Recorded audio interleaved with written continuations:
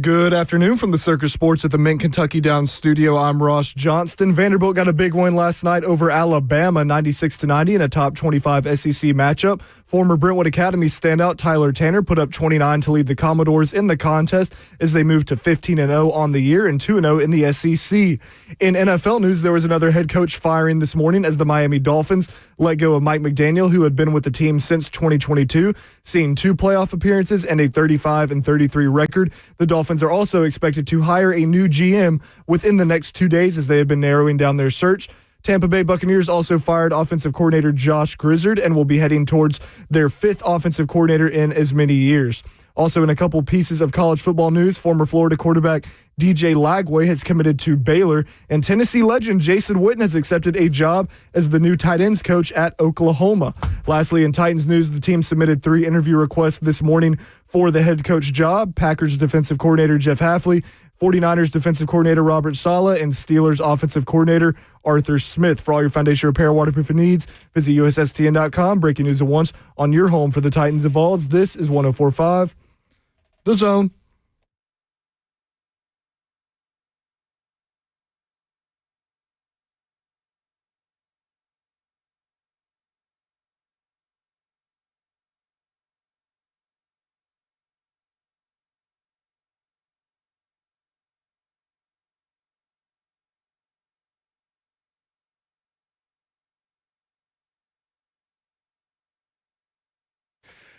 Cover 2 with Blaine Bishop and Zach Lyons here on 104.5 The Zone, powered by all 4 Seasons Garage Doors. 615-737-1045 is the number. We're broadcasting live from the 104.5 The Zone Circus Sports Studio. Kentucky's largest sports book can now be found at Circus Sports at Kentucky Downs.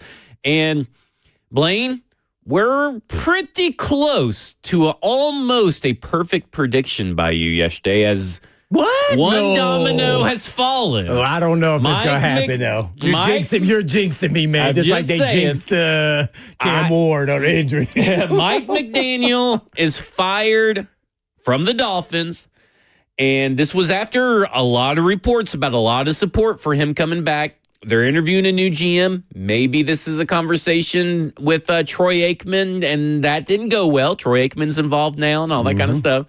I hear Dan Marino, too. Dan Marino, too? I haven't seen that one. That's what I hear. Oh, there you go. Hey, it makes sense. Why not go to Dan Marino if you're going to include Troy Aikman? That's what I'm hearing. I don't know if that's true or not. I'm not there. But Mike McDaniel's out. Jim Harbaugh's out there. He's allegedly not taking any interviews until next week. You did say and brought up a very good point yesterday. First off this, but there's also Chad Alexander, who's a finalist for the general manager job, who worked at the Chargers, but also worked at the Ravens in their personnel department. And also Stephen Ross. We talked about it yesterday. I think he has some building on campus named after him. I think a school business is named after him. Is that right, Ross? Yes, it is. On Michigan. Big, strong ties to the Harbaugh family in Michigan. So, just saying, I know that Adam Schefter today said, they can't do that, blah, blah, blah, blah, blah. I'm like, they haven't done that. Okay, they can't fire a head coach or for another one, whatever. Okay, Mr. Michigan grad. Yeah. Oh, that's true, too. Schefter's from Michigan. Oh, that's But right. I will just say, this is obviously something that you're doing a little late in the process. And you wouldn't do that at least if you were probably feeling good about a replacement. And he's the best replacement out there. Again, we still have to see it all go down. Yeah, I think the first domino is if they hire Chad Alexander, who's the assistant GM at the Chargers. Do you think they wait to announce who they hire as GM? Because they moved pretty quick through this GM process, to be honest with you. Man, that was super fast. And they all those guys, they're finishing up interviews today, which makes me even more like, if they're finishing up the interviews today, they're doing 3 in-person interviews all day today, is what it was reported. If they're finishing up today, they know who they want out of that group.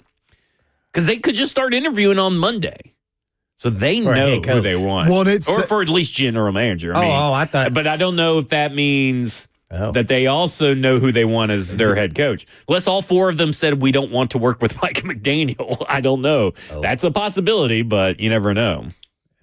Well, I mean, if the GMs were calculated. They probably say, hey, we love to pick our guy, and then you got to see what the organization says. Well, how would you like working with Mike McDaniel? You go, well, I mean, if we're going to start a clean slate, as time move forward, I mean, we probably want to turn the page on McDaniel as well as Tua, kind of start fresh. But we're willing to work with him. And they probably got that from probably their top two candidates. And it was like, maybe we probably should make a clean slate. That's why I was talking about, didn't they pay attention to the Titans and other organizations that kind of went through the same, firing the GM or the coach and not doing a clean sweep, and those things eventually catch up with you. So maybe they thought about it and said, hey, we want to go this direction. And they probably have somebody in mind, and whether it's the Harbaughs or not, you got to have somebody in your back pocket, and who they recommended as interview candidates, as GMs, who they thought they could get.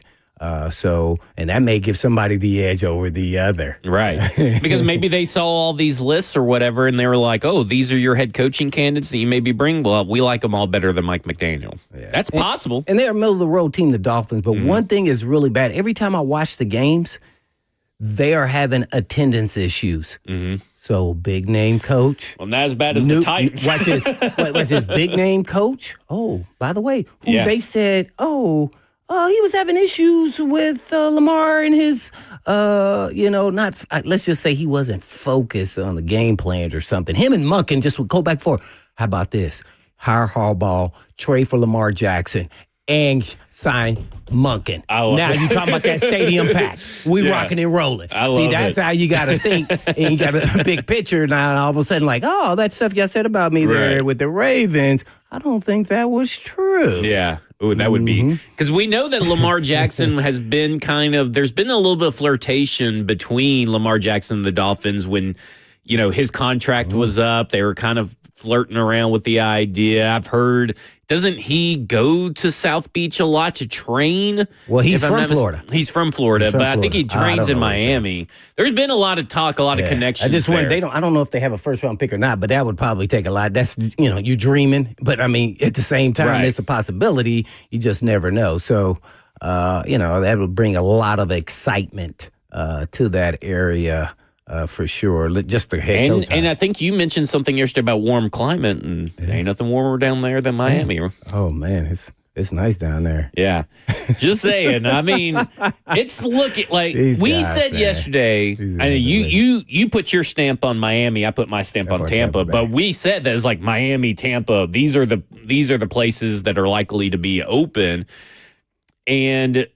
I mean, it also is kind of funny that Josina Anderson said that Miami was one of the teams, and everybody came out and said, oh, Miami's not going to fire Mike McDaniel for John Harbaugh, blah, blah, blah, blah, blah. Then they turn around and do it anyway.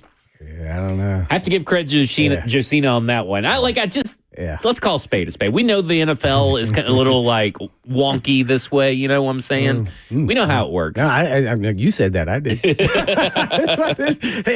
Hey, man, you just you've seen it over and over again, and there's relationships in the National Football League that just they are all connected in some form or fashion. Right. So that's kind of where I was trying to put it. With all the connections you see with the different coaches that you're finding who they're connected to.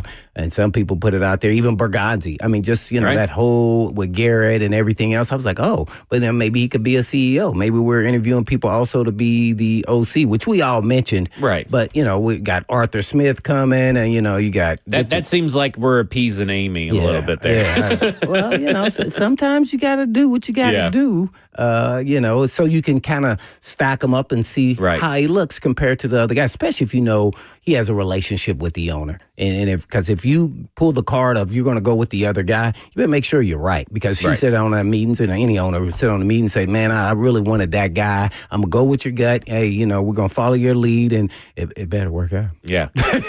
I'm with you. If not, they're saying behind it, if it's not, it's going to cost you your job. Hey, I just want to see Blaine's Dolphins prediction come to light so we can get Blaine Bishop's best bets. Yeah, you're going to part have of the to start show. doing bets and predictions at this point. Yeah, You've gotten I quite think- a few predictions right lately. But You're on a that hot streak. That gambling makes me nervous, especially when it's my money on it. You just make the picks. I'll bet my money. Oh, I was man. going to say, we can you're just do gonna it. play I with would my feel money. so responsible for that. You got the same chance Zach has, 50-50. Yeah, there you go, 50-50 So you chance. finished 50-50, I by don't the know. way, We'll that- have to go back and look. I don't think I did.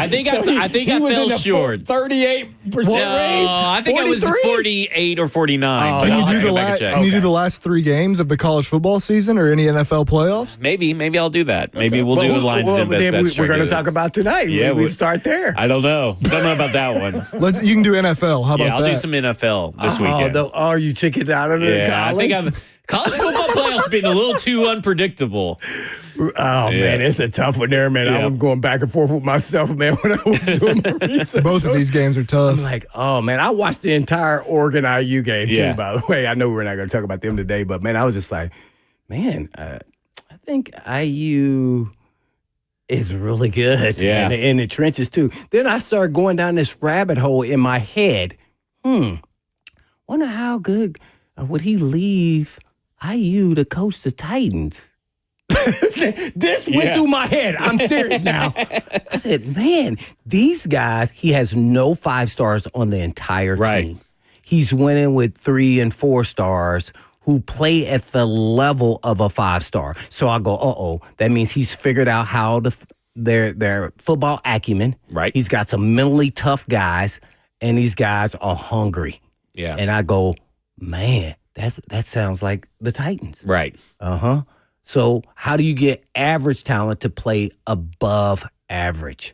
And, man, when I watch them, I just go, man, and some of these guys, I go, maybe he's a 3rd-round guy. Or, I don't see outside the quarterback, which, in any normal job, he may be the 3rd, probably typically quarterback in the draft. Or, I just like, he's good and he's better than you think. But I'm like, is he really that good?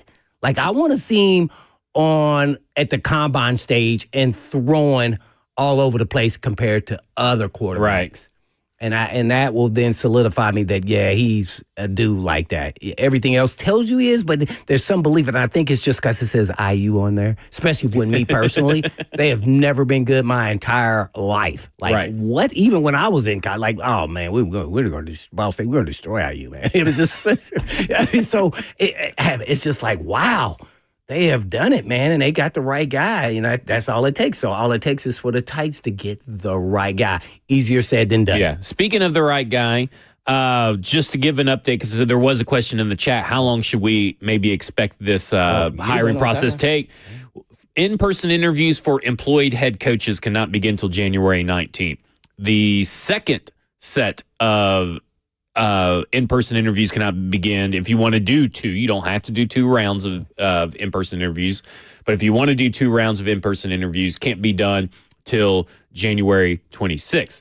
So what that means is essentially you have to do by NFL law 2 minority candidates, external candidates. So they can't be on your staff, in-person interviews before you can hire someone. That is what the Rooney Rule states. You have to do 2 minority in-person interviews. Now, one of those will already have taken place by the end of Monday, and that's Raheem Morris. You have to wait to see who they bring in person later down the road. So just to put that out there, it's probably going to be sometime after January 19th. And then it depends on playoffs. Who's still in it, who's not. Because they're interviewing, it was announced today, Jeff Hafley, Robert Saleh, and Art Smith, who are all still in the playoffs. And they're going to be interviewing those guys. At the earliest they can interview them is Jeff Hafley and Saleh Tuesday, January 13th, because they play Saturday and Sunday. Art Smith, the earliest he can be interviewed, Zoom, by the way, is Wednesday, January 14th, because he plays on Monday. So that's just how that works out for the schedule right there. So we'll just have to see. Bring Anthony Weaver in. Oh, You can Not that's just your not guy. just to That's one of your satisfy guys, Yeah. your top three, right? not just to Yeah, I like satisfy the him. He's on requirement. some like other him. people's. Yeah, that's no thought Hey, about listen, that. he's getting a lot of interviews, even back to the Baltimore. They're bringing him back over to Baltimore for an interview, but he's got I think, everywhere but here in New York, if I'm not mistaken. But yeah, Quick question. go ahead. Are the playoff games? What time are those games? So those are Saturday, Sundays. I think they start they're weird times on Wild Card weekend. They're spread out throughout the day. They're I'm pretty spread out sure. throughout the day. I think it starts at I'll check real quick. 1:30, 2 o'clock or something like that. Yeah, well, I'm gonna have to call the sheriff, Mr. Roger Goodell. They need to change when you can start doing the interview process for playoff coaches, not on Tuesday. The most relaxed time, right after the game, that evening, that night. Because Tuesday you're prepping and preparing for your next opponent. I Right. want to be him. I want my guy all focused I know. on that. So after the game, guess what? In the playoffs, you're not watching the tape of the film. Because there's no need. We move on to the next guy. See that? So that evening after those games, which would be Saturday and Sunday, to me, they should change when they do that. If it's a normal week, like normal regular season, Tuesday, Especially because there's Zoom, so they could be done anywhere at any point. Yeah, I think they need to kind of look into that a little bit. It is tough. So they're basically like a regular season week. So Saturday there's only 2 games. It's 3:30 and 7. And then Sunday there's 3, so noon, 3:30 and 7. Okay, This so is that's all how they're Central doing Time, it. by the way. I felt like last year it was like a different. So if you're on the game on Saturday, you should be able to interview on Sunday, or vice versa. Or maybe you can interview on Well, Saturday. also Saturday's kind of a walkthrough. Couldn't you do it before the game?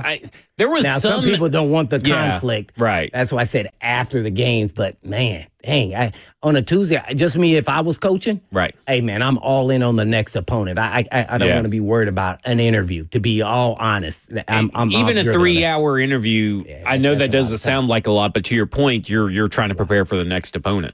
That's basically what Arthur Smith said today. He said he wasn't too focused on the interviews. He said he was focused on the Steelers playoff Well, yeah, I mean, he run. can't interview anyway, so it doesn't really matter. So it's like all these guys are going to be like that. But now you're talking about you being allowed to interview. He's not allowed to interview right now, but now he's talking about being allowed to interview while also trying to prepare essentially for a next game if Art Smith and the Pittsburgh Steelers beat the Houston Texans, which probably they not used to gonna happen. not allow them at all, which was really unfair, right? Yeah, We'll it's see. kind of crazy. We'll see. All right, coming up next, we'll go to Luke in East Nashville. He wants to talk about it, 615-737-1045. And I know that we don't do a dumbest thing in sports on this show, but I saw today the dumbest thing in sports. You want to do ding dong? Well, we can do ding That's dong. Blaine loves saying ding dong. We're going to talk about the biggest ding dong that I have seen on Twitter. Said what he said this week. It's what, and I'll tell you on the way back Yeah. why I say ding dong instead of There you another go. word. This is Cover 2 with Blaine Bishop and Zach Lyons here on 104.5 The Zone.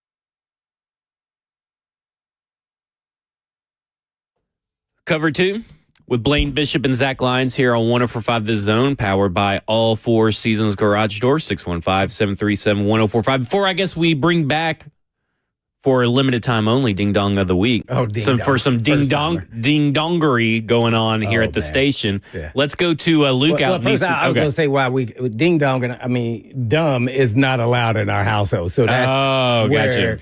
Ding Dong, that's not my natural language that I would be using. I've been a victim of it. He's called me that before. No, it's just like, nobody call it, So in the house, so it just became a habit of just start saying Ding Dong instead of, the word dumb.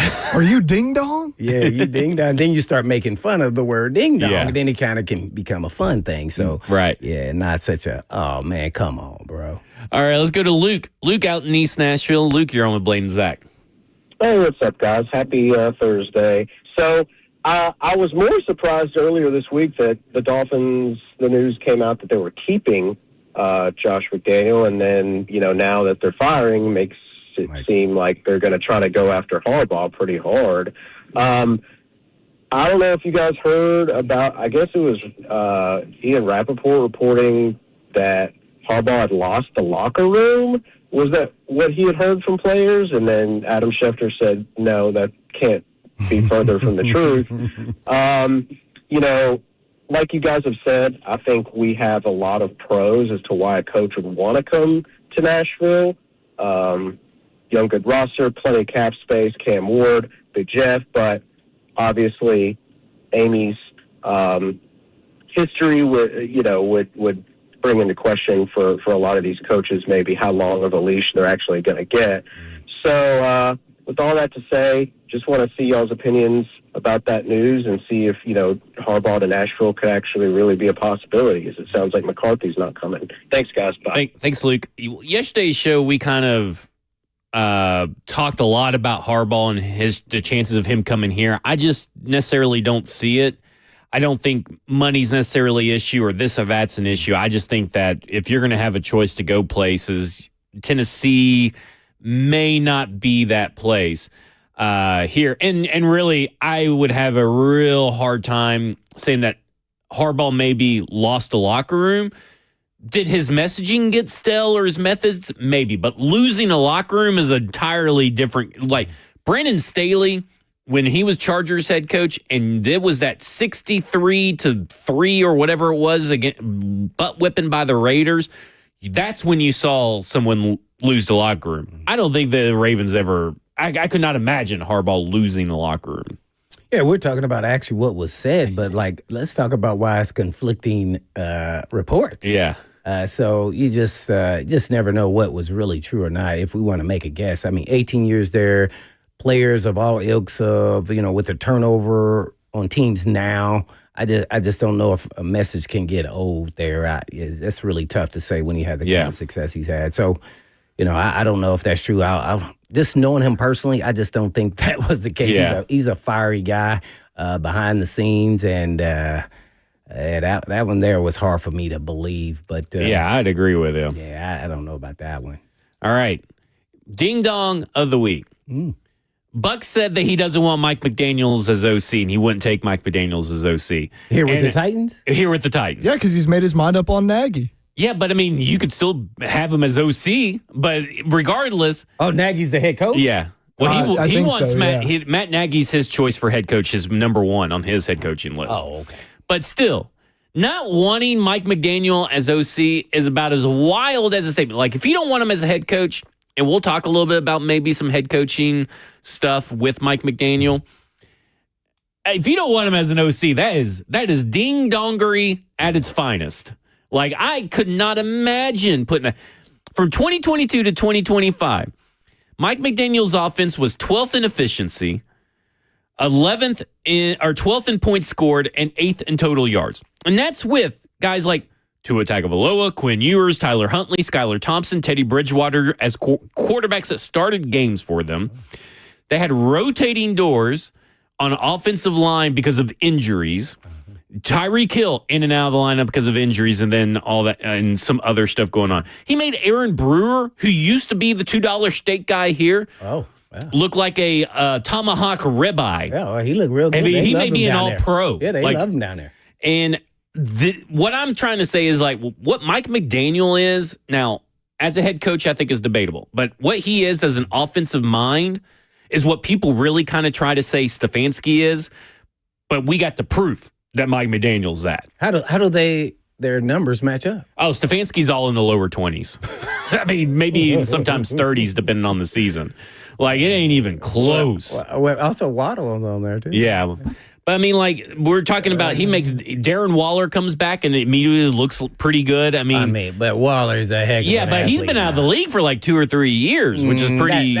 Athletically, that's like Gronk coming back. This Waller was a heck of a fascinating. Now he had issues off the field, but he was a heck of an athlete. Like this dude can go in the gym and start 360 dunking. Man, this guy was that kind of guy. But I will say this: I do think there are legitimate questions and concerns about him being a head coach. Right. Yeah. But him being an offensive coordinator is a no-brainer to me. Like, now, to say all of that, he's going to likely end up at Washington. The relationship and personal connection that him and Dan Quinn have from their days in Atlanta is going to be really, really hard to beat.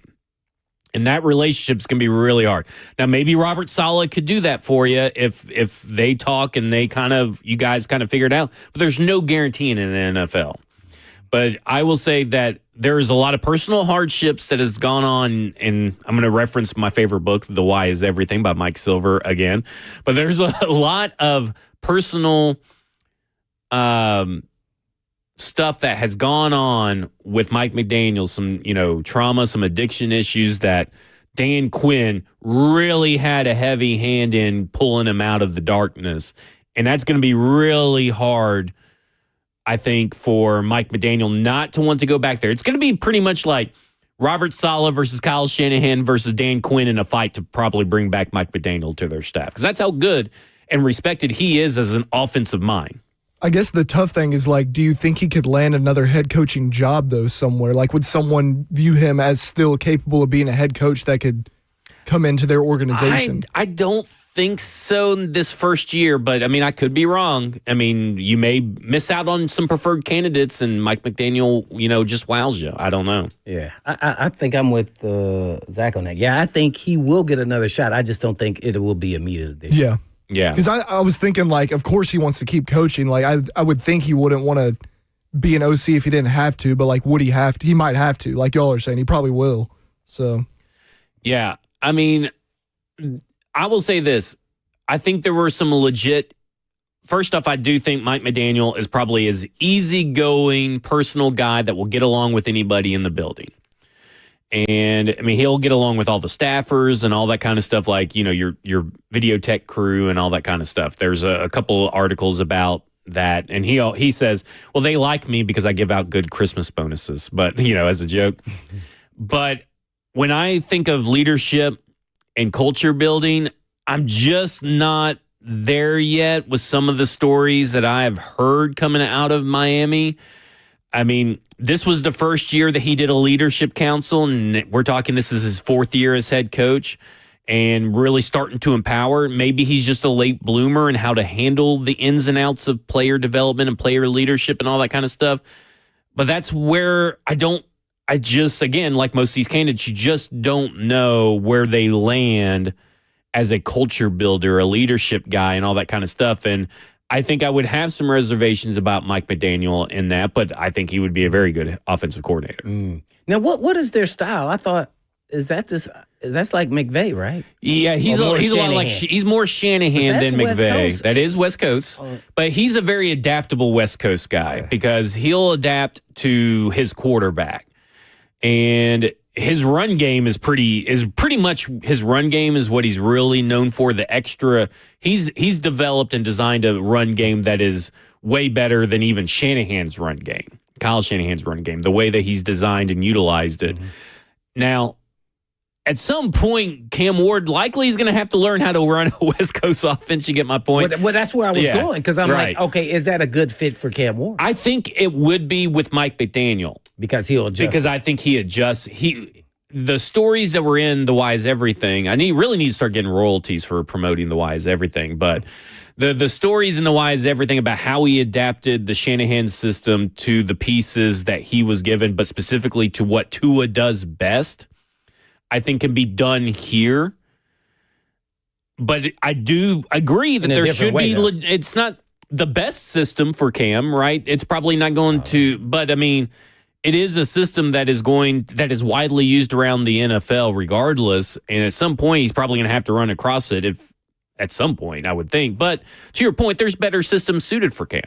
Yeah, that would just be the most interesting thing about how, if you're going to bring him in, how would you run your offense with our style of quarterback, who is kind of looks deep to short, and how would you facilitate that and with your running game and play action pass? How much shotgun would you use? And he looks like he runs a vast array of different things, to be honest, every time I watch the Dolphins, at least when they played the Titans. So that would be an interesting case if we could get him. Yeah. Yeah, and like I said, what's good about, I know the Shanahan kind of tree when it comes to the offensive system may not be the most perfect fit for Cam Ward, but it is one where you can find coaches pretty much spread out all across the league that if you were to lose Mike McDaniel, you would probably be able to find a coach that could come in and keep that same system going if you don't have that already on staff, if you get what I'm saying. Like, there are going to be guys all across the league with that kind of experience that if you do have kind of end up with that rotating door at coordinator, you should be able to find fairly easily. Now, it's easier said than done, especially if they don't have play calling experience. But you should be able to find fairly easily someone from that large offensive system tree to be able to keep it going. Yeah, but that's always a catch-22 because you just never know if they can adapt from the people on the board to the players actually move and what fits those players. And one coach could have a good way of doing it. That doesn't mean the other coach who's following behind him, who learned from him, will do the same thing. Yeah. They're all going to try to put their own stamp on it. That's how it always is, and they want to make it look a little different, even though it's somewhat similar. And sometimes it works, and sometimes it doesn't. And that's a huge risk there. That's why I said, maybe you go younger, and that is going, young if McDaniel's like left. Yeah. But with somebody in the Harper, at least you're trying to. But sometimes it's good to kind of reboot and start over. Look, I'm not opposed to quarterbacks having different coordinators if you're having success. Right. I'm really not, because to me, your quarterback should be able to adjust. He's supposed to be the smartest guy on the football team and on the football field, and he should be able to come. Football is football. All it is terminology, and it's how they go about their attack as coordinators. So I don't. That didn't bother me as much as long as the system works. And Cam Ward seems like a guy that would attack any system to its fullest capabilities to know the ins and outs of it. But there are just limitations, right? Sometimes you just can't do a system. Well, what if, here's my thing is, what if he doesn't want to be under center and wants to be in shotgun all the time? Right. Where are we going? Yeah. And see, that's the big issue. But at some point, as a quarterback, you do need to be under center at some point in your career, right? I mean, in his mind, that means I'm not throwing the ball. Right. And so you got to kind of have to be able to show, or you have to get buy-in. And that's where I go back to Stefanski. And the issues I have with Stefanski is that he failed to get buy-in from certain quarterbacks and on his scheme and how that scheme could fit him. And you have to be able, as either a head coach or a coordinator, get buy-in from your players. I think Mike McDaniel would have a pretty good, and again, this is all just conjecture because I really don't know Mike McDaniel. But I think Mike McDaniel could get some buy-in from Cam Ward. But that is super important to your point. Buy-in on a scheme is so important from probably Cam Ward's view because we've heard him say it. He wants the ball in his hands more often than not. The problem is most successful offenses don't have the quarterback's ball in their hands a whole great deal as much as everybody thinks they do. Yeah, I didn't like how he answered that question. Yeah. I mean, he just wants it. Yeah. I mean, there's I would say, there's going to be times I would want to have the ball in my hands if need be, but I want to do whatever it takes. This should have been the last thing he said about that question. Whatever it takes to win. If that's me handing the ball off, that's me throwing the ball, if that's me throwing a screen, that's even if you want me to pooch punt. Right. As long as we win, I'll do whatever it takes.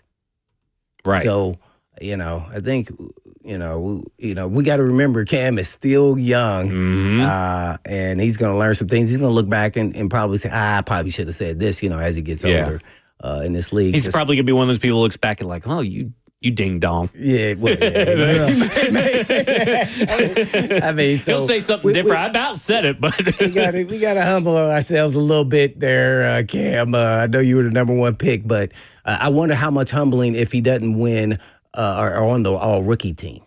See, where do you go from there? Because guys like him are driven by that. Yeah, and it's a possibility that he could not be. It could be other quarterbacks on there. I think there will be. I think there's another reason I would love Mike McDaniel as OC, kind of beyond the grain, because in my mind, it could be just a year thing. If he was brought in as OC and they have a great year on offense, he could get another job the following cycle. I think it forces not only Cam, but our young skill players to develop and grow faster because his system's all based on timing and being where you're supposed to be at a certain time and a quarterback going through their reads. If one's not there, flip to two and, continue the cycle. So it's like, maybe not every system you play in your career will look just like that, but those are things and details you need to know in the NFL because it's all about timing on offense in general, and I think he could further accelerate that process. Yeah, you are so right, Ross, right there, and that is what scares me with Cam Ward. He is not a guy that throws on time, not one time, very rarely. Does he go through his progression reads? Saw it some games not. See, that's why it scares me about the system. If there's a deep shot that's there, he'll rip it out on time. But that's it, though, really. But that's why we kind of lean Air Coryell. But see, that's not how he plays quarterback. No. That's the thing. You have to have buy-in, and I don't know if he would. I think he would. I mean, we can say that we think but I don't know. But it's not because of a Mike McDaniel. Where was the buy-in this year? Right. If you buy in, and I know this is not the same example, but what he said is, I always want the ball. So he always wants to be the determining factor if we win or lose. It's basically what he's saying. I'm that dude. I'm the guy that's going to hit the home run. I'm the guy that's going to throw the touchdown. I'm the guy that's going to run the touchdown. I'm going to win it. I. That is not how that system is run. As we can see, that system is run. Doesn't matter the pieces to the puzzle. You just run it everything on time and do your job. Everything else will work out. See, that's why I keep talking about the system. Yeah. About what system fits Cam and will, I think it's Air Coryell. I think he adapt and throw on time. I think you can find versions of the air raid that would fit him. But I do think that it is almost like a power spread. It's something similar to college. The problem is those college offenses outside of Air Coryell, because it's not, but those college offenses have a shelf life. So where is that in the NFL? Who is closest to that? To a college offense? No, to what you're talking about. That kind of offense. An Air Coryell offense would be like a Mike McCarthy. And I'm not joking, like a Todd Monken would have that. They all come from that style where they also are adaptable. They're adaptable they're not guys. Interviewing either one of those Matt guys. Nagy, I think Andy Reid's West version of the West Coast offense is, I think, enough. It's close enough. It's close enough to all that kind of stuff. Where it's very dissimilar to. It's not they're all West Coast. But the Shanahan McVay West Coast is so dissimilar to me than the Andy Reid West Coast. Yeah, I don't see them as the same. Yeah. So I think that, again, that points back to Matt Nagy. I know nobody wants to hear that, but that's kind of where it's at. We talked about Jason Garrett yesterday and the Mike McCarthy, all that kind of stuff. There are coaches out there. As far as the coaches that are interviewing, it's Jason Garrett and Matt Nagy. I mean, that's kind of, and obviously Spags, whoever he hires. I mean, there's maybe offensive coordinators out there and that, but as far as the people that they're interviewing, because I don't know Art Smith maybe has a system that can work for Cam, but I don't think so. Based off when Tannehill ran that offense? Probably not, right? Everything about that is on time. Yeah. So they're at least what he ran here. Now, you say he's running a little bit some different stuff there. with the Steelers. But yeah, what he ran here with Tannehill. Oh, Tannehill was the mastermind of throwing things on time, and he'd hit you in the back of the head. Yeah. He was. But yeah, I mean, when you're talking about maybe a little bit looser style of play, and I think that's what you're really kind of looking for is a looser style of play. I think you have to go back to maybe Matt Nagy and Jason Garrett. Every offense scheme has timing, right? I mean, like you can't be late on throws and everything, but some of them, it's about the reads, the progression of the reads. Where do your eyes go first? What are you comfortable doing? How much are you turning your back to the defense? All that kind of stuff, drops, all that kind of stuff. And really, because of how the college scene works, that's why you kind of have these quarterbacks come in and struggle being under center and all that kind of stuff. So it's obviously something he's going to have to work on regardless, but how much can he adapt and change in one offseason? I think that's a great question to keep in mind. Yeah. Well, there was something else he said at the end there. What did he said that, I can throw to the opposite side of the field. Yeah. Yeah, he did say that. That's what he learned in the NFL. That I can do that. Yeah. Nope, nobody said that you can't, but you can't make a living doing that. See, that's the difference. So first of all, I would have never even talked about that. Yeah. Like they asked, the question was, what did you learn this season? Right. And that's what he said. Now, there's some parts of that is arrogance, and you say, okay, I want my quarterback to have that. It's another then to speak out on it that way. Like, hey, man, sometimes, I had opportunity, made some exceptional throws, and I don't want to make a living with that, but it is something that you can do. At least I can. But, man, I wouldn't have been on my list. Yeah. It wouldn't have been there. Yep. All right. Coming up next, we'll go to more of your phone calls. We'll continue this discussion because we will talk about, the offensive scheme and Cam. Like, we'll talk, get a little bit more deeper into that as well. We'll talk about some of the, like Jeff Hafley, Robert Saleh, Art Smith were announced today as well. This is Cover 2 with Blaine Bishop and Zach Lyons here on 104.5 The Zone.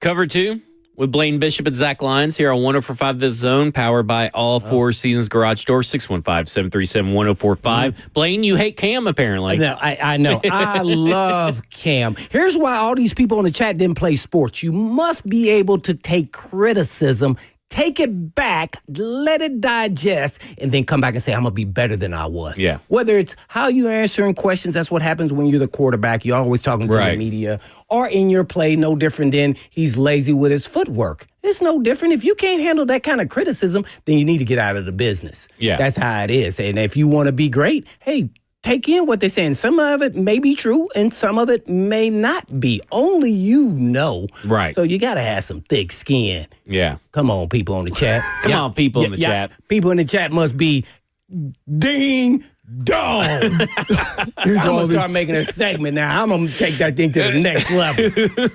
Now, come on, man. Take some criticism, man. After the game on the next day on Monday, I used to be like, dang, man, I missed that one play, man. Oh, I wonder what the coach is going to say. Blaine, he wasn't saying you a ding dong. He was like, what the heck are you doing? Right? I don't know, man.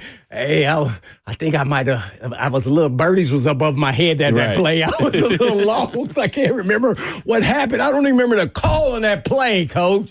He's all right. All right, well, next time don't do this. All right, cool. I'll also say this. We were talking about timing and Cam Ward. I don't think you guys understand what we mean by timing, and maybe that's because we didn't really dive too much into it and define it clearly. San Francisco's offense, for example, that it's every offense has timing. Cam Ward has made throws on time and within timing of a certain play. It is all determined on timing in Shanahan's offense. Every little detail is down to the second, the number of steps a wide receiver can take. And now you would think that everybody's like that, but there's a lot of freedom. But in a Shanahan-style offense, it is down to like the minute details. And there isn't a lot of out-of-structure plays unless a play just completely breaks down, opportunity to freestyle and stuff. That's why Brock Purdy is, and a lot of these quarterbacks are so good in it, is that they are all like robots. Yes, man. Yes, I'll do it. Yes, I'll do it. Yes, I understand. Yes, sir. Like that is why everybody calls it a quarterback friendly system. It only is if you have a certain type of quarterback, because we saw Trey Lance not really working it, right? Like we've seen other quarterbacks come through and not work in those systems. It is down to the minute details. And so freelancing, which is one of Cam Ward's strengths, his out-of-structure ability and ability to move the pocket and get out and do that and make these throws, a lot of that's not going to work in the Shanahan system as good as it would work in other systems. And I think that's the way to put it.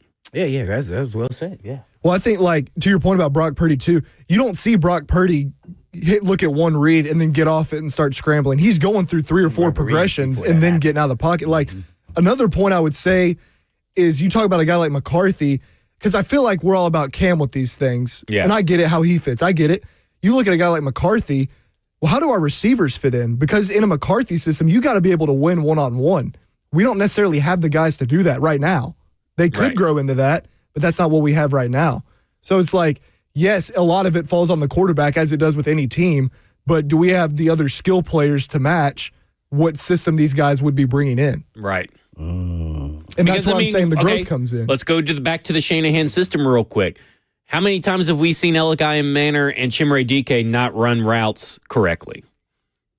Well, look at their receivers now. So you got to do that. Like, you just got to. And how much can that even rounding off early can disrupt the whole thing with the Shanahan system. Like, you guys have to understand, it is strict.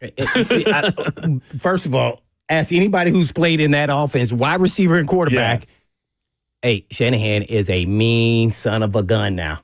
Like, he is not playing. When you talk about strict, he is bringing a whip when he comes to that offensive meeting room, and you better run it the right way or you won't play. And it doesn't mean that these players can't learn that, but we have to understand there will be massive growing pains in some of these systems that the offense brings in. That's why they're bringing in guys with various backgrounds and various offensive systems. And I think there are a little bit of concerns inside the building with what systems will actually fit with Cam Ward to the best of his ability. Right, because this isn't going to be, they're not looking for, we went from 29. And they should be doing that, by the way. For sure. We're not looking to go from 29th ranked offense to 25th ranked offense. No, they're looking for a huge jump from Cam Ward, and they're trying to maximize the whole. They're trying to maximize the entire offense, but really try to maximize Cam Ward. Their livelihoods in the NFL as general manager and president of football operations and franchise quarterback are tied to this hire so much. You can't just get any system you want. Yeah. Well, that's why I was going to, that's why both of you are exactly right about the Shanahan offense. And, for people who maybe don't understand that offense is all predicated on the quarterback, because, they've had great skill players over the years, but look at who they've had. Debo Samuel, Brandon Ayuk, this year, Jawan Jennings, Ricky Pearsall. Those are not route runners. They understand the timing of the offense and where to be, but they aren't route runners. They're great players. But, that is it's all on the quarterback. Whereas some of these other systems can be what you have around you. So it's we could get a different thing depending on who we have. There you go. Yeah, all right. You're rubbing off on me. I already start watching wide receivers already. I'm telling you. I'm telling you. What did you think about that Jordan Tyson? I like Jordan Tyson, but that injury history, you might as well get a scroll for it. Whoa. I know, but see, here's how you make exceptions. You make excuses when you want a guy. Yeah. He tore his ACL, PCL, or whatever it was at Colorado. And then after that, he had hamstring issues the next year. And so that's typical with Jameis Winston, right? We just, not Jameis, but Winston we had here. Kevin Winston had the same issues. And then typically the year after that, you start having great health. Yeah. And so let's not excuse, because he was the only receiver that I've seen that was dynamic. 6'2", 195 or something like 200, and he can make something out of nothing. He wasn't, like the kid Tate, who I like also, but he is not the same player. That guy's a route runner guy, and that's what he's going to be in the National Football League. And he may be the second-rated guy, but typically a guy like that is going at the bottom of the first or the second round in a normal high-level wide receiver draft. Well, this one here may not be a high level, maybe a handful of guys that they could be two, talent. or three. I don't know if Tate can be. I don't know if he can be a one. Hey, listen. I don't know if he can be a one. You ain't going to hear any pushback from me on Tate. I don't know. Let me tell you something. You got people on your side on that. Me, Stoney, we agree. We're on you. We think he's a 2. Yeah, I don't know if he's a 1. And Guy Brazel's probably in the top 10 from UT. Where does he, on this team, he's an outside and he's really a 2 or a 3. That's how I look at him. He's going to go first round. It's funny about Tate because people said he'd be Corey Davis, and I was like, that's not bad. But for where you could be picking him, the problem with Corey wasn't how he panned out; it was where he was picked. Right? Yeah. What was he top? What was he? 7th, right, Zach? Yeah, or something like that. He was top 10. Right. And see, he never got that kind of production. It was just because it was a weak wide receiver draft and he was at the top. That's kind of how I'm viewing Tate. Yeah. A good example there. Yes, no doubt. But for your point, Jordan Tyson isn't if he was healthy, he would be an elite wide receiver. And maybe he has the talent that you overlook it. I just worry about the Tennessee Titans injury history with that kind of stuff. They're not. I know. We just have bad luck. There's a witch in the woods somewhere. We are cursed. Desperate times. Desperate measures. All right, coming up next, we'll talk more about the Tennessee Titans head coaching search. We got Jeff Hafley, Robert Saleh, Art Smith being scheduled up for head coaching interviews. This is cover 2 with Blaine Bishop and Zach Lyons here on 104.5 The Zone.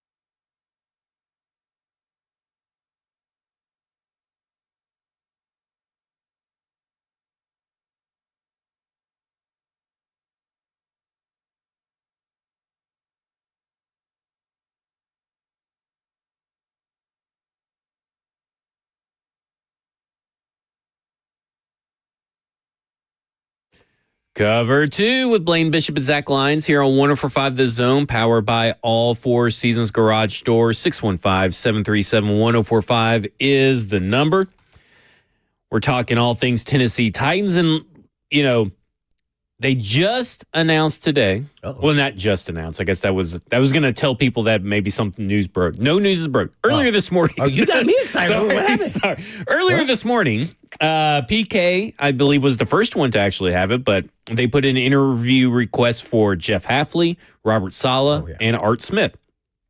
And we talked a little bit about these candidates throughout the whole show, but it does seem like there's starting to be a little bit of a trend where it's a lot of defensive coordinators. And now I don't know if that just happens to be how the candidate pool has worked out for them or whatever. But we're talking only 3 offensive coaches.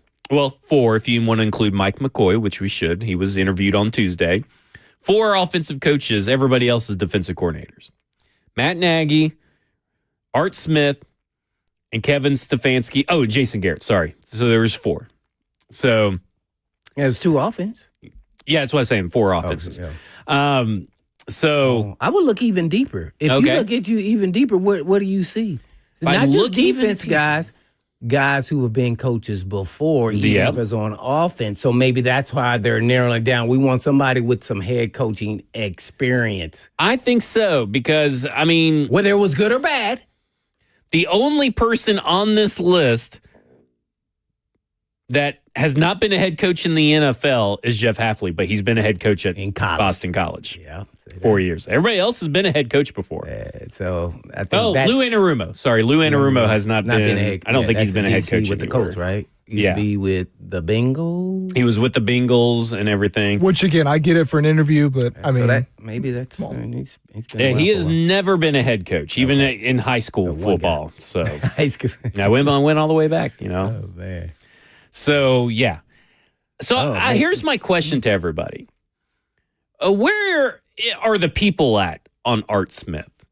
Because Art Smith is 7-10. It was 7-10 3 seasons in a row with like Marcus, Tyler Heineke, Desmond Ridder. Now, the plan was that they were going to wait to draft a quarterback when there was a good quarterback draft class, and one just never popped up when they were also in position to draft a quarterback. And nothing ever materialized those 3 seasons. That was, but he did love Ridder, right? He did. Good enough, I guess, to draft him in the 3rd round. Is that love? Well, I don't know. He at least started Ridder. You didn't have to. Yeah, you didn't have to draft him. Yeah, that's true. That's true. Because so and then he eventually put him out there in front of Marcus. Mariota on the in that 3rd season. Yeah, and I don't know if it was really justified at that point. I don't know how bad was Marcus playing. I don't know, man. But when he got up there, it just went dumps. Yeah.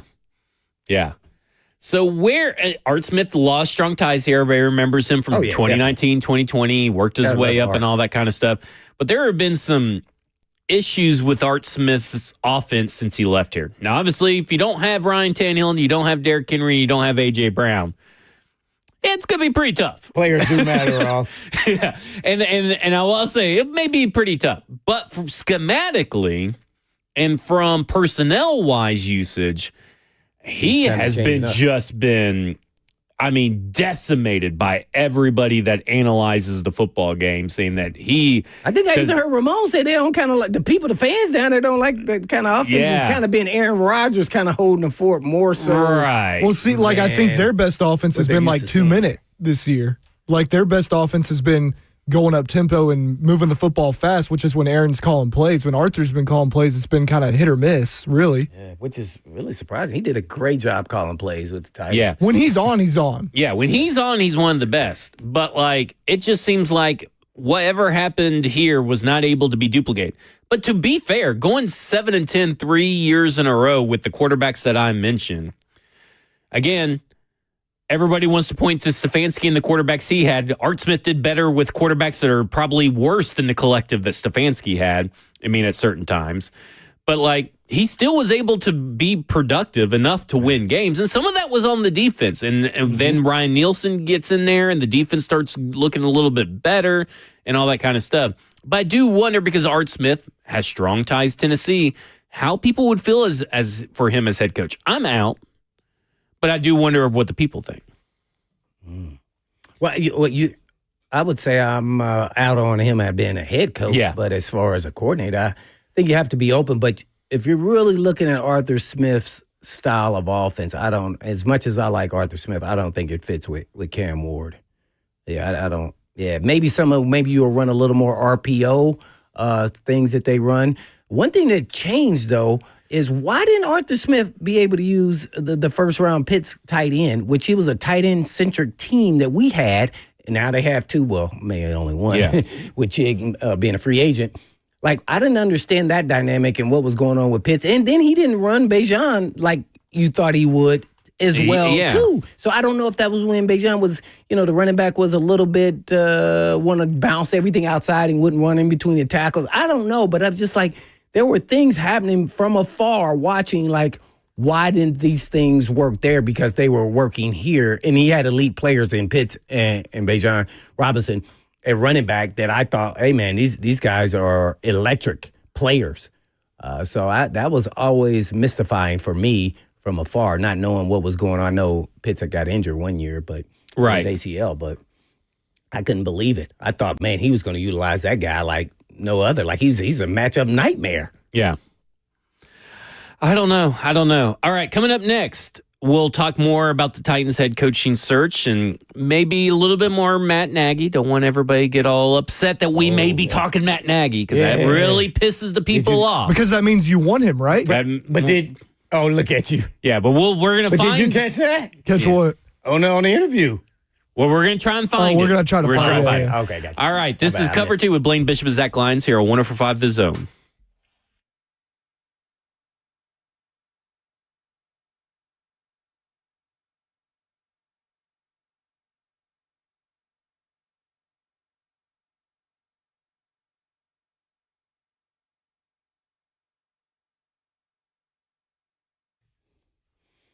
Yes, holiday season is over, at least for now, the first of the year for some people.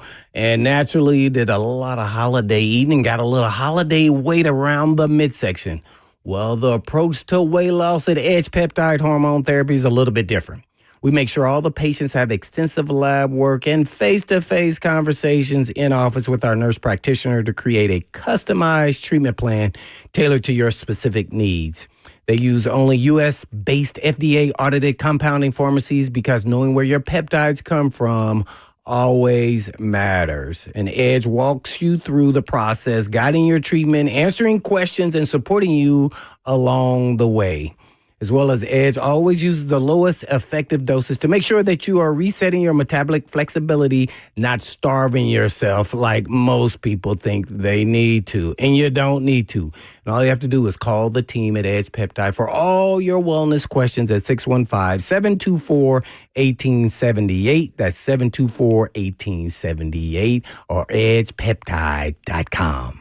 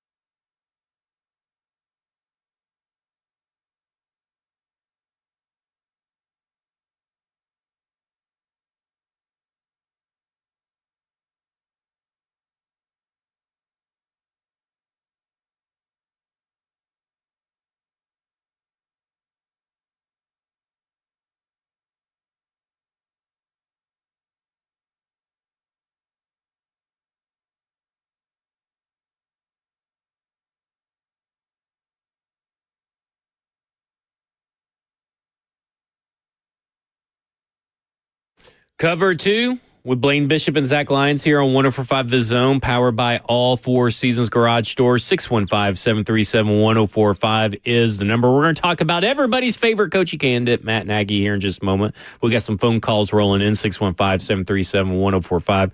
The question I posed earlier was Art Smith. Because I will say this about Art Smith.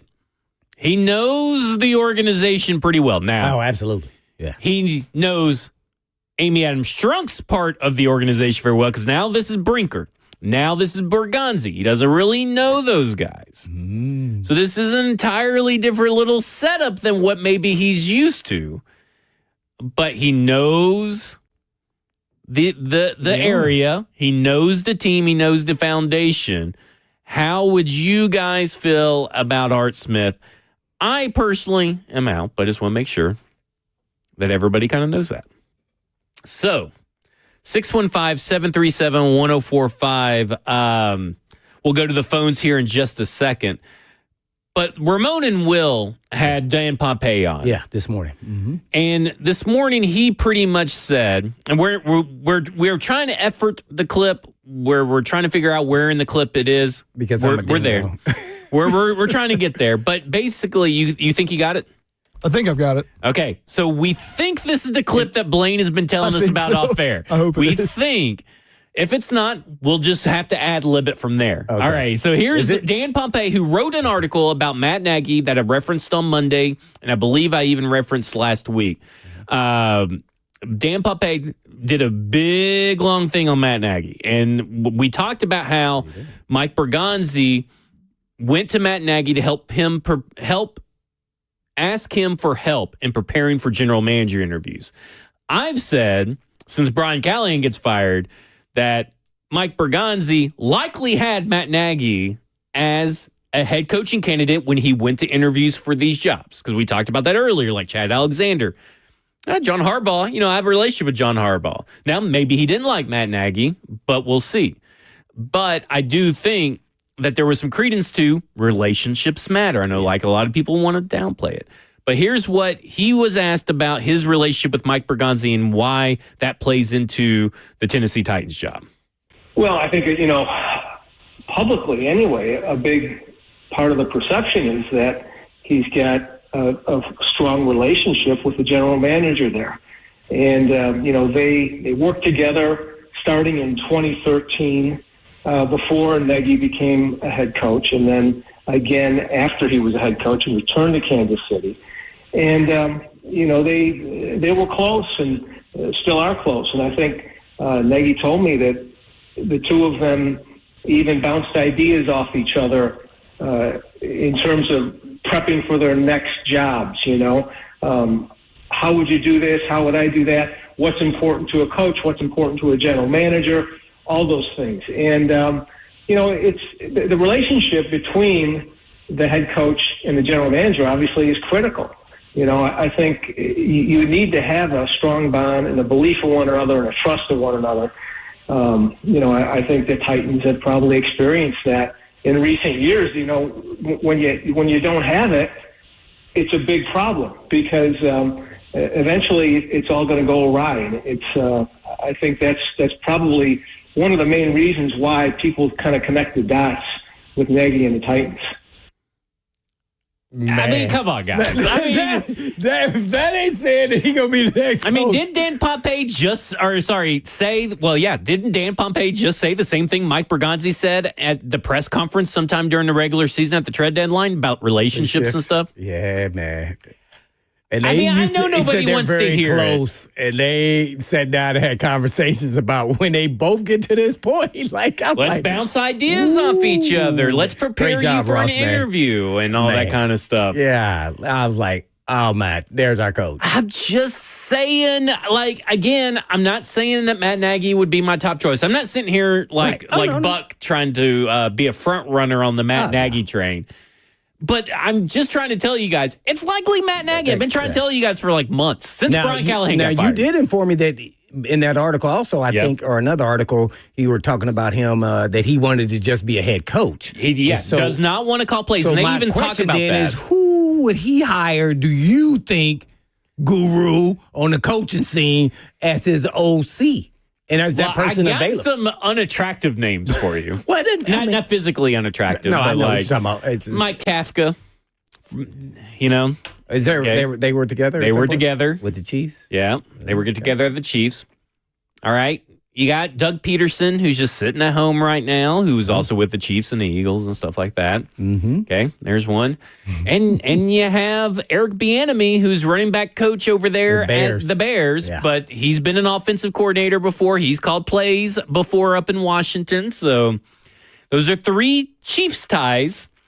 But maybe because he is willing to be just a CEO head coach, he's willing to maybe go out of the box. And Who was the Bears OC that he gave the play calling to when he decided? It was.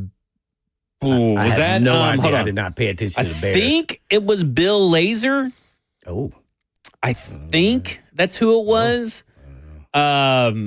At least that was with, I believe, with Justin Fields. If I'm not mistaken, I think it was Justin Fields and Bill Lazor tandem over there. That's not one I would be very wanting. Okay. or it could be somebody outside the box that we don't know he has a relationship with, that he likes how they go. And even if he doesn't have a relationship, maybe he's willing to lean on the experience in the room to help him put a staff. Hey, you viewed Mike McDaniel. Well, maybe I've talked to Mike McDaniel a lot. Maybe that will work. That's just throwing one name out there. But, maybe there's maybe they bring in someone like Davis Webb or Grant Uditsky or guys that don't call plays elsewhere but are offensive coordinators. And they are like, hey, Matt Nagy, you're an experienced guy, but here's also a guy that we can kind of groom and stuff. I don't know. It doesn't have to be for Matt Nagy since he's CEO. It may be someone that he's comfortable with, but it doesn't have to be someone he's connected to. And then who do you think he would? Well, I was going to ask you on the DC side. I don't know if he has any connection outside of the people, Spag. You can't say Spag. I mean, Joe Cullen is a guy, defensive line coach for the Kansas City Chiefs. Dave Merritt, who's the defensive backs coach with the Kansas City Chiefs. Deshae Townsend, I can't remember where he is at. Al Harris is another guy. Oh, Al Harris, definitely. I played with him. Yeah, Al Harris. I know you know. He's done Al an Harris. exceptional job as a DB coach. He's definitely going to get his shot. I mean, maybe they. Is that the Deshaun Townsend that used to play? Yeah, went to Alabama? Yeah. He used to play for the Jaguars. Yeah. I mean, Deshae. he went first round, didn't he? Yeah. Deshae Townsend is currently the defensive passing game coordinator, defensive backs coach for Detroit Lions, but he also at the Chicago Bears was his secondary coach for a short stint of time. Gotcha. So he's been a guy that's been coming up. He was actually here as defensive back coach for the Tennessee Titans with Mike Mularkey. Mm-hmm. That's what I remember. So there's also another little connection there, but he's got connection to Matt Nagy as well. So just for all this to say is that while we are not necessarily a pro Nagy show, it is really hard to deny what Dan Pompei put out there as a strong relationship. Like we all assumed Brinker and McCarthy had a good relationship. What's that gotten you so far? No Mike McCarthy interview, that's for sure. Definitely not. But now we have pretty strong.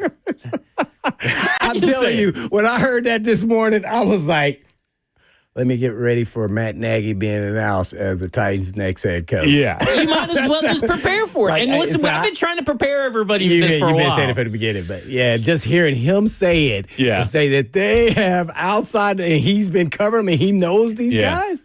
Ooh, it's going to have to take somebody to really wow Borgonzi, and we know ownership is going to have some say in this. So it's not 100%, but boy, he's going on the fast track real quick. And there's so much, like, you guys really, if you don't have The Athletic, which is only like $1 a month for like whatever. I mean, like most of the times they run a $1 a month special. I don't know they still do that. But if you don't have The Athletic. Do you have that, Ross? Too much money for some bull. I don't have it because I'm too cheap. Well, that's why we got to do Blaine's best bets, and we can get you some money for The Athletic. Give me your passcode. But if you want to go to Jonathan Jones today at CBS Sports, he has, it's not as in-depth as the Dan Pompei article, but he talks about that report. Yeah, I retweeted it. That report that where he gets basically a lot of bad, like, here's all your negatives. Like, he gets a really in-depth thing. And this is someone that also Mike McCarthy uses, Laura Omkin, I believe is how you pronounce the last name. But she's now gone from like reporter to PR specialist for the coaches. Oh. And I just want to say, go to that, read that. But if you also go to the New Heights podcast, where over the summer he was on with the Kelsey brothers, that's also a good point for you guys to kind of get to know Matt Nagy, because I think everybody knows Bears Matt Nagy. Right. You got to get to know now Matt Nagy. And again, I would rather have Chris Shula, Jeff Hafley, Anthony Weaver, Mike McCarthy. Definitely would rather have any of those guys over Matt Nagy. What? But again, I just want to say Matt Nagy is not as bad as what you all think. Yeah. What are they talking about here? Matt Nagy doesn't moisturize his hair? Yeah. Well, does he have hair to moisturize? Right. Oh, they're just like, they're just trying to, like, Matt Nagy is sitting on the cure for gout, apparently. They're just trying to badmouth Matt Nagy with ridiculousness. Nice. Okay. Is this like a Nagy derangement syndrome we're already developing here? Yeah. Fan base? It's right there. It's already there. Oh, my. And I will say this, for all of you who may be anti-Brinker people, this would strengthen the power grab for Mike Bergonzi. Watch this now. Hold on. Pump the brakes. Only if it's successful. That's true. That is true. Yeah, that is true. If it doesn't work, Yeah. Bye-bye. One more time from CBS, the articles from Jonathan Jones with CBS. Yeah, let's go to the phones. Let's go to Daryl. Daryl, you're on with Blaine and Zach. How you doing, guys? Yeah, good, man. What'd you think about that? Man, I think the best move would be Jason. Jason Voorhees? Jason Garrett. Garrett. Oh. CEO? Yeah, I think that'll be the best move. Now, why do you think that? Well, he's a good coach, and also he's been sitting back watching. He's a good. He got a good tenure. Gotcha. And who would be your offensive coordinator? You may not have one, but just in case, like Blaine asked. I will go back to Arthur. So you'd bring in Jason Garrett as head coach and Art Smith as the offensive coordinator. Yes, sir. All right, there you go. There's Daryl's choice for head coach right there. So I don't know how that would work. I'm just can't be sold on Jason Garrett as head coach or anything. Well, CEO, I think I'm okay just because my friend told me, but Arthur Smith, I don't think he is. I like Arthur Smith. I really do. I want the Titans to win more than I want to say that I love Arthur Smith, but I just think he's not a fit with Cam Ward. I don't see that. Yeah, I don't either. All right, let's go to Corey out in Columbia. Corey, you're on with Blaine and Zach. Maybe he can adapt though. Yeah, maybe. Hey guys, I appreciate you taking the call. I think the previous caller probably is a Cowboys fan or a former Cowboys fan. I know, right? I don't know anybody that actively wants Jason Garrett as the head coach other than him. I want to talk about Harbaugh. I think Harbaugh is going to be the talking point for everybody this offseason. And if we find out as Titans fans that they didn't interview Harbaugh or they chose somebody else over Harbaugh, fans are going to be ticked off, especially if he ends up, signing with another team. I think the only way that's not a talking point is if he chooses not to be a coach this year. Why? Let me ask you this: what if Harbaugh just doesn't accept the invite? Right, that's what I was going to. Mm-hmm. I mean, I can understand that. Like, if he has another team that he would prefer to coach, like, I can get that. But as a fan of this team, like, I would want that to be put out there that, he just chose to go to the Falcons over the Titans. And again, that goes back to my point. That goes back to my point about, do the Titans give him an interview? Because, like, if it comes out that we didn't even give him an interview, then that's going to tick fans off even more. But what we're saying is that all the teams with current head coaching openings, it's been reported a lot, have already reached out to John Harbaugh. Now, he's not taking any interviews till next week, but they've already reached out to Harbaugh, reached out to his camp to gauge interest. What if he has no interest, and so we're not going to even be able to put in an interview because he doesn't want to interview? Right. So do you want that out there, too? Yeah, because do you really want that out there? Yeah, I would, honestly. Because if Harbaugh is only going to interview with certain teams, then maybe he needs to put out there, hey, these are the only teams that I'm interested in interviewing with. I would say that the ones that he does interview with are the only ones that he's interested in. Yeah, he's not going to put out there, these are teams. I get what you're saying, Corey, because it's all about optics and messaging and all that kind of stuff out there. But great points. I think we can pretty much agree that whoever Harbaugh's interviewing with are the only jobs he's interested in. Because he's got all the leverage right now. Right. Now, on the other side of this, would you PR-wise, if you're the Titans, put in a request, and then if he denies it, let that get out there? Does that hurt you as a ownership It didn't really of the hurt Titans? you with Ben Johnson, but that would be 2 in the last 4 years, right? But it also shows that you tried and he just didn't want to come That's there. tough. But I see, to me, I think I know that fans, not a lot of fans know the in and out of the NFL and everything as much as we probably do on this show and our listeners, but I would say that I don't think I want that out there. I don't want to get turned down. I don't want to be the team that got turned down twice because you got turned down by Ben Johnson too. I don't want to be that team. The only, I wouldn't want to I just either. rather the assumption hang out there that, hey, He definitely did not choose to come to us, but we know that. The only thing I think you could say is John Harbaugh is a guy that's been in it forever, and he doesn't want to come to a rebuild type situation. Right. You would have to really spin it. Yeah, you'd have to do a lot. But the thing is, it's like getting turned down by a date, and then you're trying to spin it in your own head, and then you're talking to your buddies and you're talking to your friends, and they're just like, yeah, okay, sure, bro. Well, she's the prom queen, but I'm just a sophomore, so it's she's going for the seniors. Yeah. I mean, they've already tried. They've already put out feelers already of some sort or fashion to gauge his interest. We know that. That's been widely reported that all the teams with job openings have reached out to John Harbaugh. Now it's all about his interest in you. That's the step. If he's got interest in you, you'll get an interview. I would put it out there. That's me personally. Yeah. I don't think the organization is probably as tough-skinned as I am with this. I want the fans to know that I tried. Yeah. And that's okay if he didn't want to come. Guess what? Somebody else is going to deny us. That's not going to stop us from where we're trying to get to. Let me ask you this. Do you think fans actually will look at that and say, then just bash the organization? Well, this is what you get, Amy, for firing all these people. Nobody wants this job. Guess what? At some point, you got to ignore the noise and focus on where you got to go. There you go. Because you want the fans to know that you tried to get the best coach out there. Right. I think that's even more valuable than you got denied. Yeah. You got to start weighing. Right. I think I can see it. For me personally, now, I probably have a little more thicker skin than they do. But, hey, man, you win some, you lose some. There you go. That's kind of how it goes, man. Because right now they're like, we requested Jason Garrett. How bad has it really gotten? Remember, I said they followed that up with Jason Garrett after Harbaugh came and got fired. I was like, oh, this is weird. I fell out of my chair. All right, let's go. Jason Garrett. Let's go to Adrian. Adrian, you're on with Blaine and Zach. The guy that broadcast. What's up? How are y'all doing? Doing good. How are you? Man, the first caller he took it out my mouth, but I was going to ask y'all, what is the negative on Jason Garrett? He's only had one losing season as a head coach. I believe he went 4-12, and he followed that up by 13-3.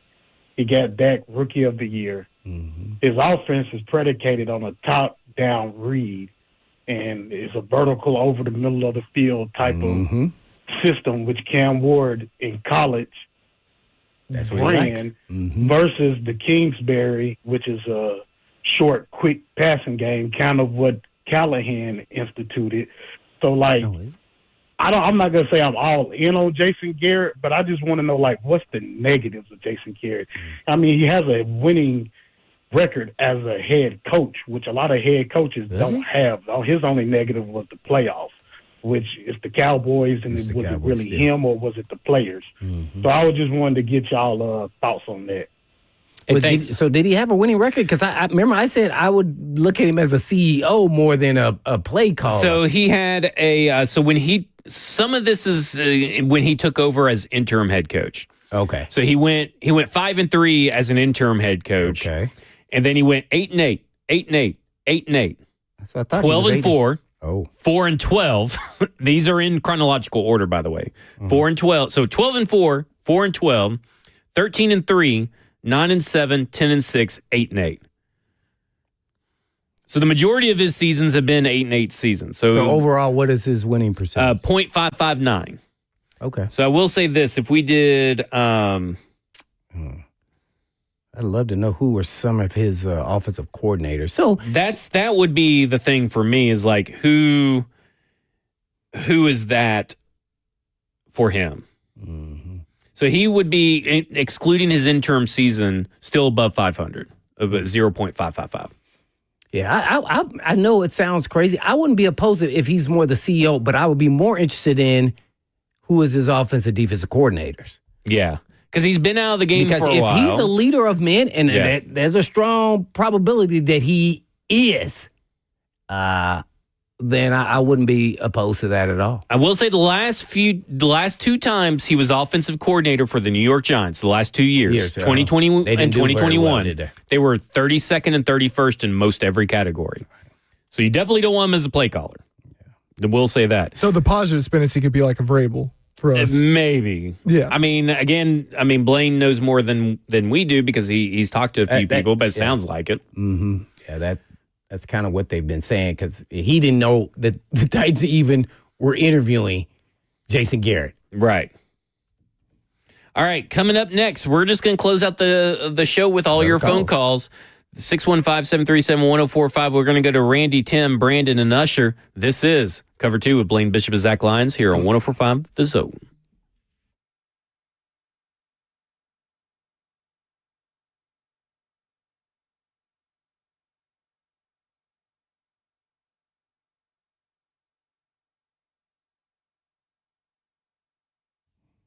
Legendary coach Lou Holtz once said, before people spend money, they ask 3 questions. Can I trust you? Are you committed to excellence? And do you care about me? Hey, friends, it's Blaine Bishop for Eurofix. And Eurofix has built its business on answering those 3 questions with a bold yes. And back in 1999, owner Aaron Stokes was by himself with a 1-car garage in downtown Franklin. And a few months later, Aaron moved to a shop in a barn behind his house so he could stay close to his family while building his dream of offering the best service of European vehicles at below dealer pricing. So you fast forward to today. That barn is long gone, and Eurofix is thriving with 5 locations and more to come. And naturally, Nashville, Franklin, Belmead, Murfreesboro, and Mount Juliet, with more, as I said, to come. All Work Performed comes with a 3-year, 36,000-mile nationwide warranty, plus a rental car is available with every appointment. So go ahead and ask yourself, can I trust you? Do you care, and are you committed to excellence?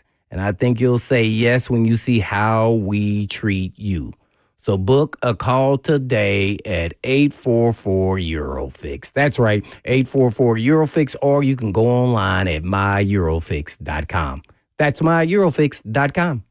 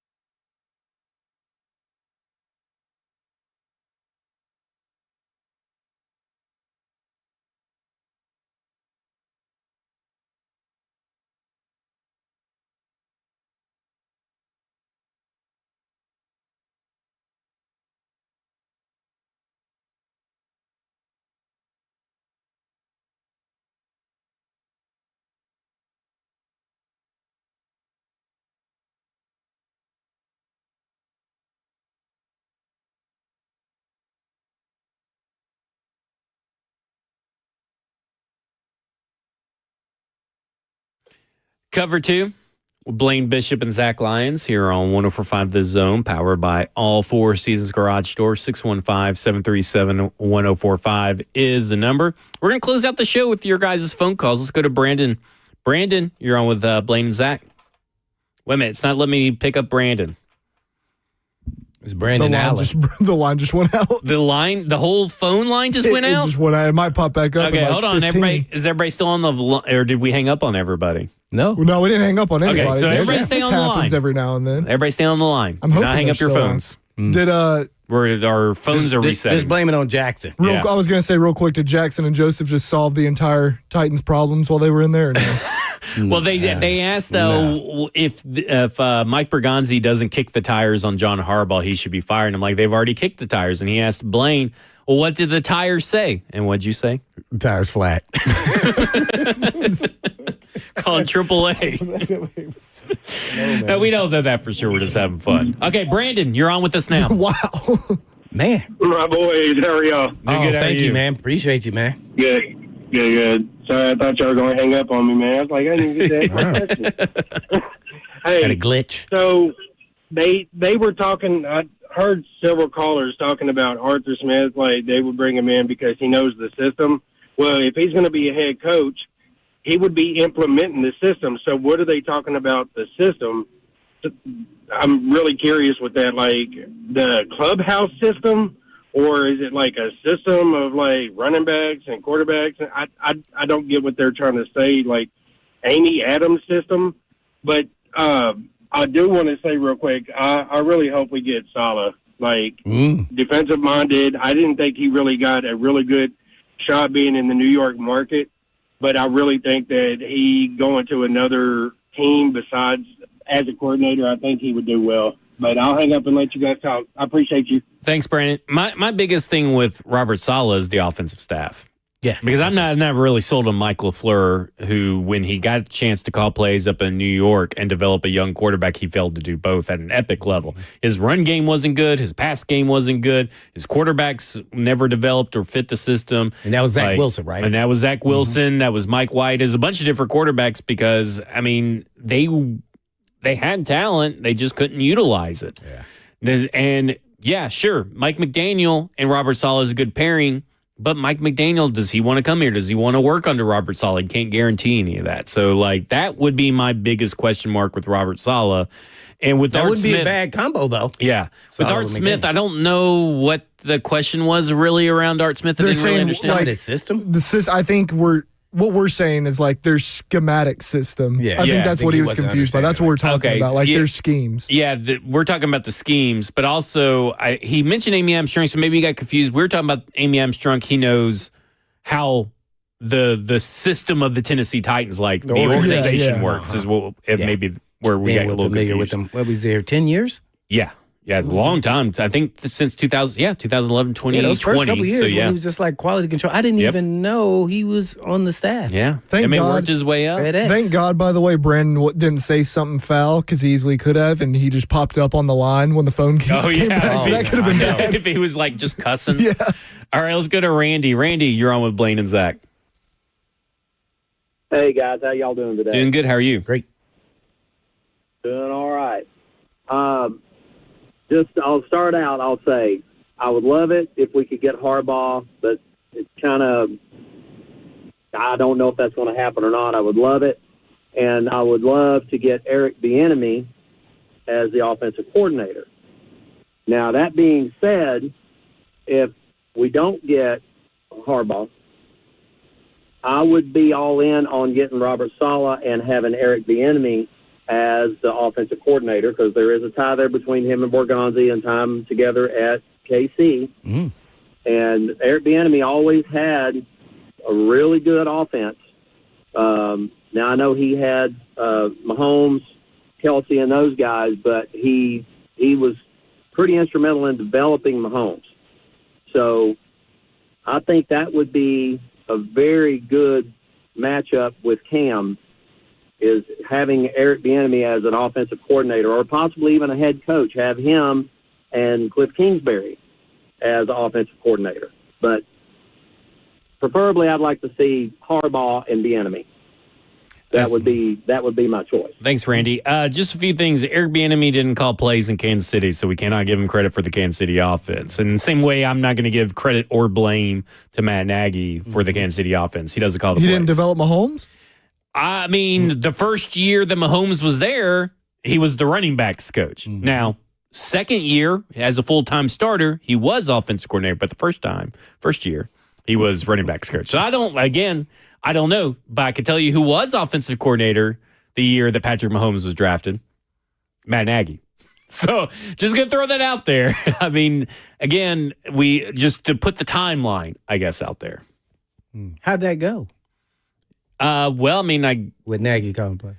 They went to the playoffs, I guess, that year, and then they talking lost. About 2017? Yeah, that's when they lost to the Titans. Yeah, Mm-hmm. in that epic game. That's right. Jonathan Cyprian knocking Kelsey out. Yep. Oh, All right, last phone call. We're gonna go to Usher. Usher, you take us home. Usher. What's going on, fellas?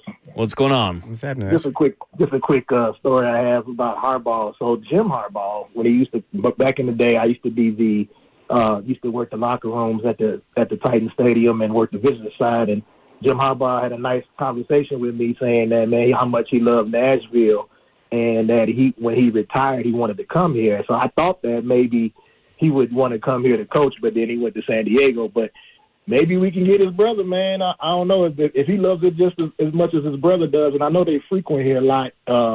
You see him around town some. So I hope springs eternal, but I'd love to have John Harbaugh as the coach of the Titans. Hey, appreciate it, Usher. Listen, I would too. We would love it too. It's probably not going to happen. So but you know what I think we need to do real quick? Why haven't we, since the Harbaughs apparently are here all the time, the Ryan brothers are here all the time, why haven't we seen like a bar fight between the two of them? Oh. And let me tell you something, Rex and Rob would win that fight, don't you think? Oh, yeah, I know them too. Yeah. Do you think they would win in a fight as a brother duo? I don't know, but, it's hard to put some, the Harbaugh brothers, man, they still, squat 500 pounds of them. That's true. They are probably in way more shape. I don't know how much Rex talks the game, but I don't know if he in that weight room getting ready. I don't know. Now, he looked like he could swing some, some punches, though. There I don't you go. know. Don't underestimate the Harbaugh. I was going to say Harbaugh, Jim was up there pulling the sled? That's true. In training camp last year? You could be also vanity strong. They could just be vanity muscles. I don't know. All right, that will do it for us. 3HL's up next. This is Cover 2 with Blaine Bishop and Zach Lyons here on 104.5 The Zone. And in the meantime, and in between time, peace. Harbs.